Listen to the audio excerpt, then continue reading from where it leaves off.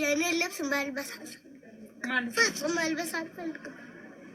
እንደዚህ ታይሻል እንደ ትግስት እኔ ሁለት ሰው መሆን እችላለሁ አልችልም።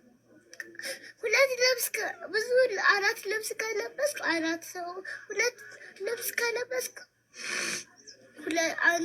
ሁለት ሰው እኔ አልቻልኩሽም። አሁን ደራርቢ ቤተክርስቲያን መሄድ ከፈለግሽ እኔ ውስጥ አልቻልኩሽም። በቃ እኔ ውስጥ ከባድ ሆንሽ።